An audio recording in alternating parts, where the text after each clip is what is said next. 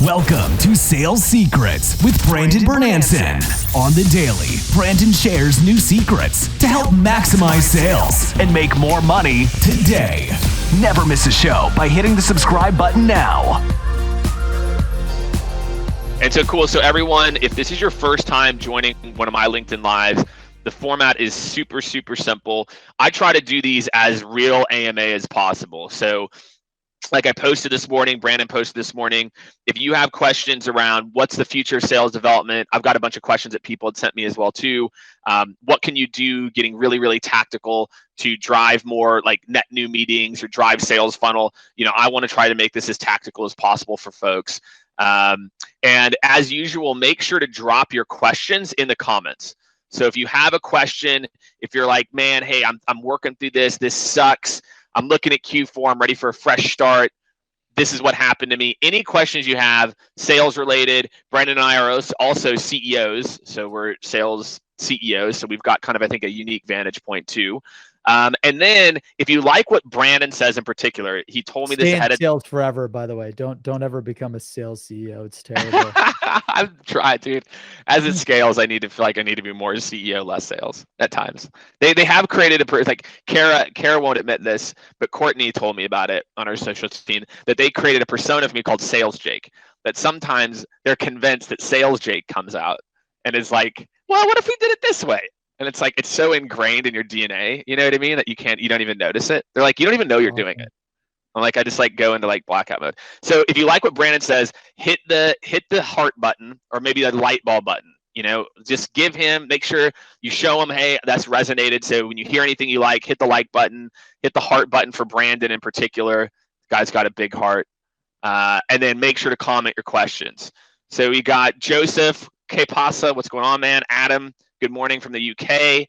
And then I've got some questions over here too. I'm going to pull up. I'm sharing it on my feed too right now. Sweet. You can do that? You can share it on your feed too? Yeah, dude, mobile. So if you check it, because the only way that I know how to look at the comments is via my mobile. LinkedIn right here, yeah. Live, yeah. So yeah, me too. Going live with Jake. I'm going to share that right now, guys. So yeah, we'd love to hear from you live. I mean, what's awesome about this platform is just the one-to-one real-time engagement interaction. Like it's so awesome for us to be able to A, connect, talk strategy, but B, talk about things that the audience gives a damn about, you know, so that you can achieve all of your income goals, dreams that you want. All of your goals. That's what we're going to do. We're going to help you in the next 40 minutes achieve every single one of your goals, whatever your heart desires. Maybe not, but I'll do my best in 40 minutes. So here's one for you that I think's good, and I'll give you my 2 cents on it too. And again, I know you, so you'll answer this straight up. You know, like, so when you think about, and I want to fast forward like next year, 2021, and I'm in sales, and you think about things like AI, and you think about technology.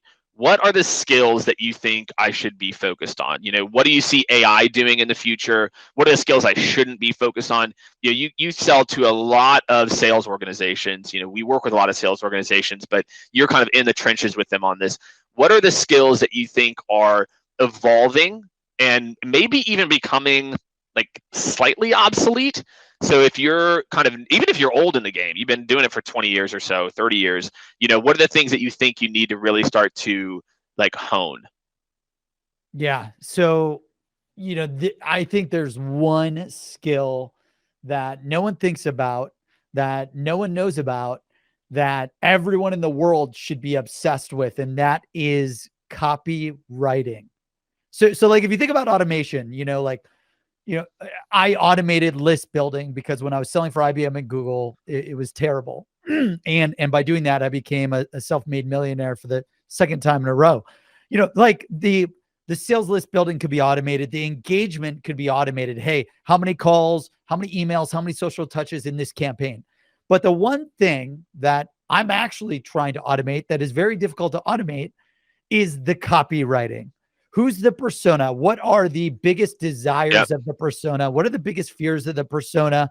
How am I going to write an opening pitch in my cold call, my sales email, my social touch that lights Jake or my prospect up like a Christmas tree to instantly book that appointment right away on the calendar, writing the most fire elevator pitches that when that VP of sales, marketing, IT, whatever you sell, reads that elevator pitch and they're like, holy shit, Brandon helps VPs of sales at SaaS companies from 50 to 250 employees go from $5 million to $10 million in sales in 12 months or less by automating endless list building, prospecting, appointment setting, which is killing the salespeople's calendar, and why that VP of sales may get fired, lose their job, lose their life savings, family, marriage, and a house because they miss quota at that SaaS company.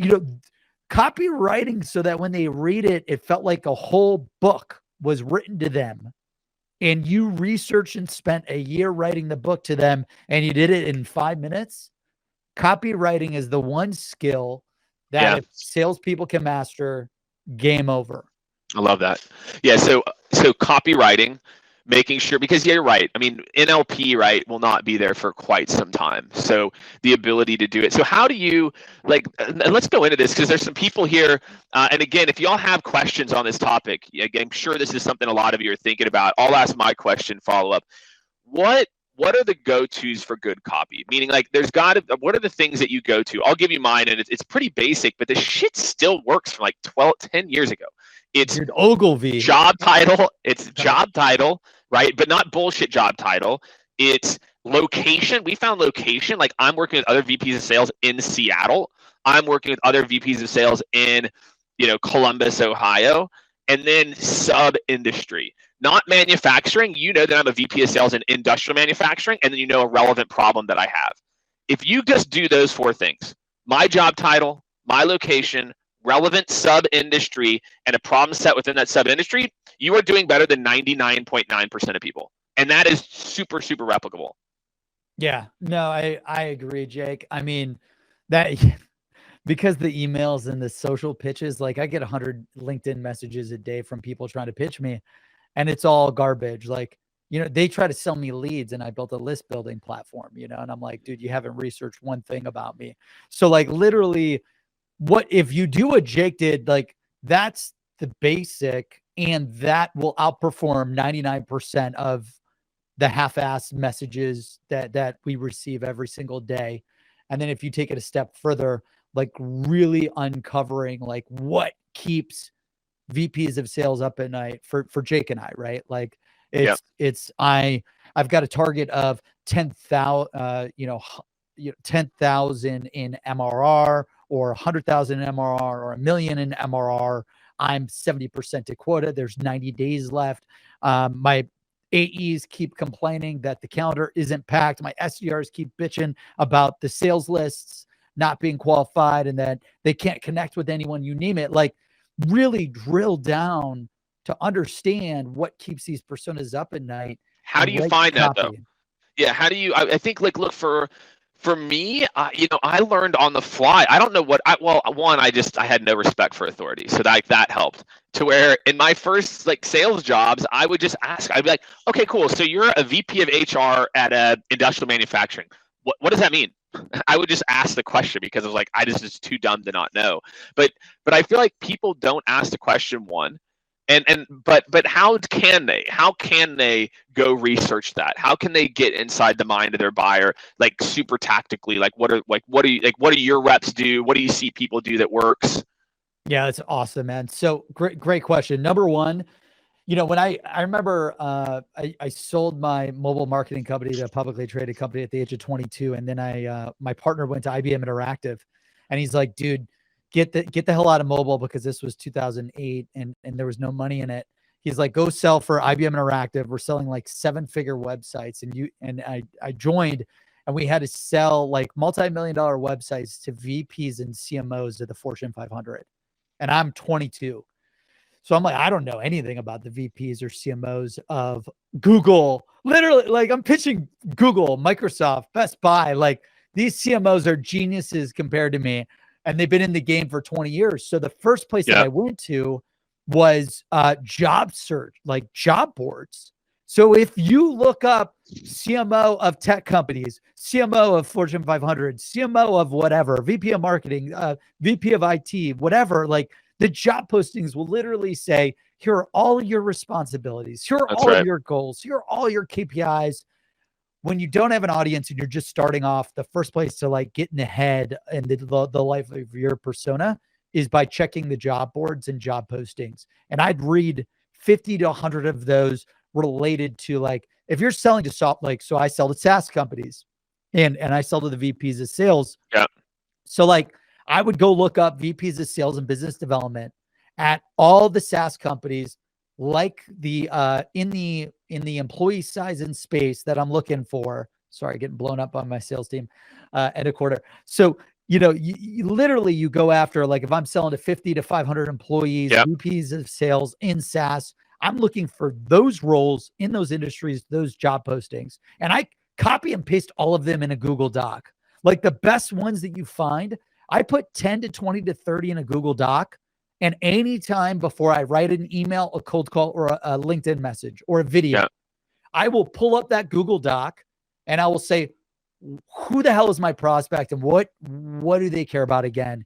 And I look through that doc and it just reminds me like, okay, this is what's keeping them up at night. This is what the CEO is holding them accountable for every single day. This is why they can't sleep. This is why they're working on the weekends. This is why they're trying to grind and hustle so hard so that they can make sure they achieve these things. So that's step one. Now, step two, if you've got a commitment of time, best thing to do is in your sales discovery, ask, John, what is holding you back from becoming limitless in X? What is keeping you up every single day? What holds you back from hanging out with your kids and wife, Jake? Yep. Every single day. Like, what's the one thing that I can eliminate? And if I eliminate it, you get more time, money, and your relationships, your marriage, your family improves. Like, what is that one thing holding you back from achieving, that work-life balance or whatever you want to achieve? And by asking those questions, like literally, if you just ask it in sales discovery when you're on the demo or on the call, and you mute yourself, you got to ask the question. Don't be scared to ask. When I was young in sales, I used to be scared shitless to ask these CMOs and these CTOs and CSOs like any of my discovery questions, because I'd be worried that I sounded like a 7-question book, like I was interviewing them, but they don't give a shit. Like they want you to have all the answers in 2 minutes, so that in those 2 minutes you can give them a 5-minute or 10-minute demo or personalized, 5 or 10 minute demo. As possible. That's a key call out there, Brandon. 5 to 10 minutes. I'm an executive. I don't need. There's a guy, Dave Govin, in New York. I stole it from him. It's like a level 1 and a level 2 demo. Level 1, look, I'm an executive. I don't care about admin features, right? I care about what's going to move in my business. And so I think too many people, though, like you even default to 5 to 10 minutes because that's what it should be. Like, I don't need to know all this shit. Yeah, I honestly, like, I don't look at the time. I try to go as fast as humanly possible. So once I know their biggest goals, their biggest desires, and their biggest pain points and problems, it's just go to like biggest problem, biggest solution, and then sell the transformation. So you got to sell the transformation. Like, if you want to lose weight and I've got a weight loss pill and I'm like, if you take this pill, it will then look at all of your white blood cells, your red blood cells. It will go into your glucose. It will take down the glucose fibers and break them down from large fibers to small fibers so that at a 1 millimeter fiber level, will dramatically improve your metabolism. And then that metabolism will give you more energy and then you'll lose weight. Like, dude, all I want to know is I take this pill and I lose 10 pounds. So how do you sell problem? I'm overweight. Solution: I want to lose as much weight as humanly possible. You got to sell the transformation, that weight loss pill, that limitless pill. Don't sell the features of the glucose and the bullshit to how to get there. So that's another big thing with the personas with SDRs and outbound prospecting. If you sell the features, just sell the transformation. That's right, man. And get to it as quickly as possible. Yep, that's right. You're trying to sell the outcome, not the product, right? And I think a lot of people they struggle with that. But look, I also blame sales leadership, man. I see The amount of training I remember, like that I got in tech sales earlier, and shit, you were at IBM. Yeah, I know in IBM you guys got a shit ton of training, probably, right? Like, yeah, and it was all like basic though. It was honestly like, this is how you present our 50 slide deck on who we are, our accolades, our awards. And I'm sitting there and I'm like, oh my God, dude, if like no one gives a shit about any of this. Like, they want to know research, strategy, execution plan, ROI, revenue results by the end of the investment. That's the only thing they care about. They don't care that IBM Interactive was founded in X. It was built by Y. Here's our mission. Here's our vision. Here's the awards. No one gives a shit. They just don't care about it. Or even better, like, we were funded by Sequoia. Like, do you think anyone at a Fortune 500 really knows who Sequoia is? You think they care that you went to YC? Like, you know, they don't know anything about this stuff. So I love it, man. So it's very buyer centric. There's a guy, Benjamin, in here. And again, everyone, I want to remind you, we've got a few questions in here, a few people. So drop your questions in here. My man Brandon's in here just going off on sales. I'm loving it. It's kind of nice to have someone who can like keep the energy too. Everyone else can keep the energy too, but I can just kind of just like hand it off and you go. So again, if you like what you hear, make sure to hit the heart button. That makes Brandon feel good. Hit the heart button.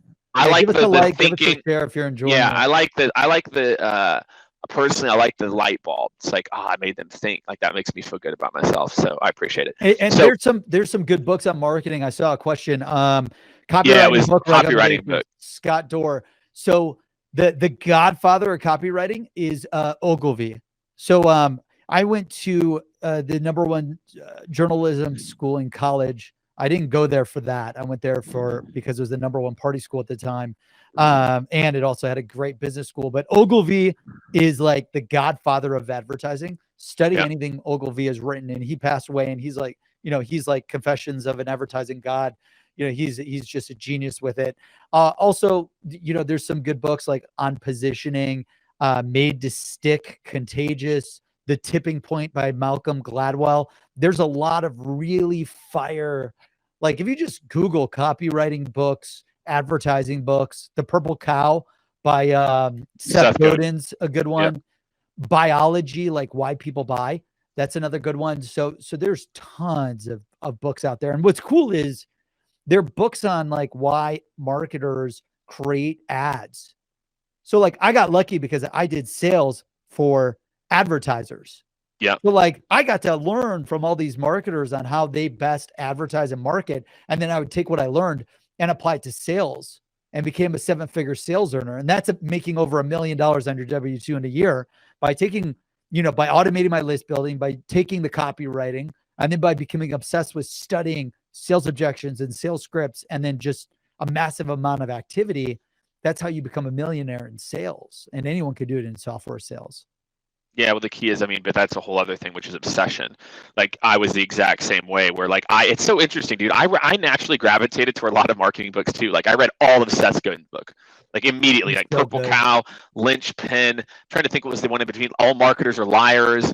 I'm trying to think like all of, there's another guy, John Spolstra, who wrote a book called Selling Ice to Eskimos. I was in sports sales and he's big in sports sales. And because you're always just thinking about, I feel like if you're a salesperson and you understand how to think like a marketer, you're always reverse engineering for that other person versus what you want to get out. And you're always tweaking based on what's the right message for that person. And I feel like if you don't also study marketing books, because in copywriting, to some extent it's just trial and error. That especially, and the good part is when you're doing outbound, to his question, look, you're gonna keep a running Google sheet of what those little snippets are, that to me is, I think, a really key piece, that you don't have to become an expert overnight. Just treat it like a science experiment. And I like, for some reason, I also like chemistry. And so like, I've always been, I just form a hypothesis, I test my hypotheses, it works, doesn't work, like readjust. What do I think didn't work? Oh, value prop sucked. Okay, boom. Now go do the next thing. I think too many people. It takes a while too, guys. Like, exactly. We're talking about, like, don't let paralysis by analysis hold you back. Get started, do some research, execute a few campaigns, and then continue doing the research and the strategy while you're executing. So that way, because you could take a month to do the persona research, like Jake is talking about, like we're talking about here. And you could do, but you and I don't have a month, right? Like you do nothing for a month in sales activity, you're getting on a performance plan, you're probably fired. So you have to like take action quickly, start executing some campaigns with minimal research. I call it minimal MRP, the minimal, like we use the MVP, minimum viable product. And then we use MRP here at Seamless, minimum research persona. And literally that means like, what's the minimum amount of information I need to know about my persona to launch an outbound sales development campaign? So you could quickly do that research, then launch a campaign specific to it and rock and roll from there. So that way you don't let paralysis by analysis hold you back. Cool. All right, let's see what else we got. What are the questions we got rolling in here? I think we got a few more. There's Phil. Phil dropped in some links to David Ogilvy's. Ogilvy was also like this epic leader. He did something. I just read in a book. I think it was what's his name? The guy who wrote Why. Simon Sinek. Simon Sinek's book, Leaders Eat Last, and he had some leadership stories about the guy from Ogilvy too. He was really a very like dynamic leader too, in terms of like how he built the agency. So Benjamin wanted to know like more about automating outreach. So he has persona, title, hiring, funding, location, sub-industry points are great. The big thing that I see that you're missing here, Benjamin, and that we've talked a lot about is pain points to the persona. Like Benjamin, to me right now, if I got an email that just had my title, whatever, you need to be able to come at me, and to Brandon's point, with very specific ways that you get my world. You know what I'm going through. You understand what's happening in my world, and the life that you get that. And if you can't show that, then there's no meeting. Like there's a 0.0% chance that you're going to get the meeting. And I think not enough people really understand that. And that to me, Benjamin, again, because he's trying to automate outreach. And I think that's what happens is we want to automate outreach and we wonder why it's not working. We want to just hit send all and think there's some magic pill. And that's unfortunately, my friends, like the shit. I wish there was. You think I want to do this personalization? You think I want to do personalization? You think I want to do direct mail? You think I want to make cold calls? You think I want to do any of this shit? I want to do none of it. I wish to God there was some magic button that was like send all, but no, guess what? You actually have to like give a shit about your prospect, care about what they're up to, and like try to make a connection with them. So then they will give you their time. It's the same thing too. Like Jake and I, when we woke up and we saw this meeting, this live on the calendar, we're like, damn it. I don't have time to do this. Right. But we care. We know if we can deliver value to the audience and help salespeople maximize their sales success because of maybe one tip that changes your life forever, we do it. And the same goes with like the personalization, with this whole strategy of why we're live and why you guys are working so hard on your outreach. One of the things that I learned when I was selling for IBM and Google too, you never rely on one channel. Like just kill the bullshit of email doesn't work, calling doesn't work, social selling doesn't work, video doesn't work, texting doesn't work. Whenever I hear someone say that a channel does not work, they immediately drop down in big scale on the intelligence freaking flywheel or whatever lever, like whatever scale. Anyone that says that they're like you're losing intelligence points. Like every channel works. You have to leverage it all. And like at Google and IBM, it's all about omni-channel marketing. Right. Like Google advertising, you're doing paid search ads, you're doing Google retargeting ads, you're doing display network ads. You're getting in front of your prospect, your visitor, everywhere they are online. The same goes in sales development. You have to be using the phone. You have to be using email. You have to be using video. You have to be using text. You have to be doing social media. You have to be content writing. Like anyone that's not content writing, I challenge you to write content. It's terrible. It sucks. At first, you'll be brutal at it, but then over time, you're going to become great at content writing, and it's going to change your life for the better. Like that's one big thing. You got to leverage omni-channel selling. All the channels out at your prospects, and if you do it in a value-driven way, how can I deliver value to the prospect? Like, what are the strategies, the trainings, the ideas, the best practices, the competitive insights, the game plans, the ROI business cases? Like, put all of that stuff together and share it with your prospects across every single channel as fast as possible. Yeah, I mean, the thing is too, especially now with LinkedIn, I mean, it's the organic reach is just ridiculous. It's a professional network. If your buyers are here, why not spend time actually sharing? Like, it's free. It's free. Just another channel. Your buyers are here. Only 1% of people are actually producing content on LinkedIn. Lots of people are coming in. I didn't even know it was that low, 1%. Yeah, it's like it's under 2% still. So it's so easy, my friends, to just like start to do that, because you're thinking about, if as emails and calls, you feel like it's taking longer to, a lot of people that, hey, this is taking longer than it used to. It's just what I feel like LinkedIn is like your own marketing automation plan. Like all LinkedIn is a personalized drip. And I don't know when it's going to hit you. People, Jake, what's the ROI of posting on LinkedIn? Dude, I don't know, but I do know we've closed like almost $1 million. Like I think we're at like $500,000, maybe $600,000 in direct DMs from LinkedIn.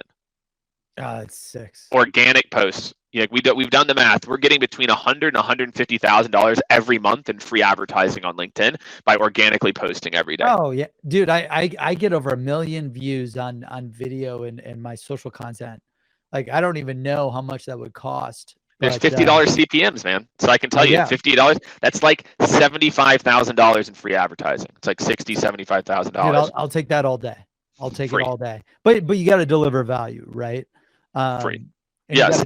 You got to try to deliver value to the audience, which I think is same with prospecting, just like on social media. It's all about 100%. Delivering value to your core audience. All right. So we got some questions coming in. Keith, what's up, Keith? Yeah. What has been more successful for you, quality copywriting or quantity pounding the phone? So for you, Brandon, what's been more successful? And again, everyone, do not forget, drop your questions in here and make sure I'm not seeing enough heart emojis for Brandon. He's going to email me after. He's going to say, Jake, what the fuck? Why was there no more heart emojis? I was very excited about these heart emojis you promised me. So make sure, that's awesome. Drop those. You did a great job of that. I got to remember to tell people, hey, make sure you do all the emoji, likes, shares. You got to, man. That's what's up. Thank you for listening to Sales Secrets with Brandon Bernanson. If you enjoyed the show, please don't forget to hit that subscribe button right now so you never miss an episode that drops on the daily.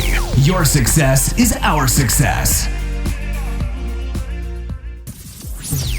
This show is sponsored by Seamless.ai, the world's best sales leads. Get direct dials, emails, and cell phones for anyone in seconds. Request an invite to join for free at Seamless.ai. That's Seamless.ai.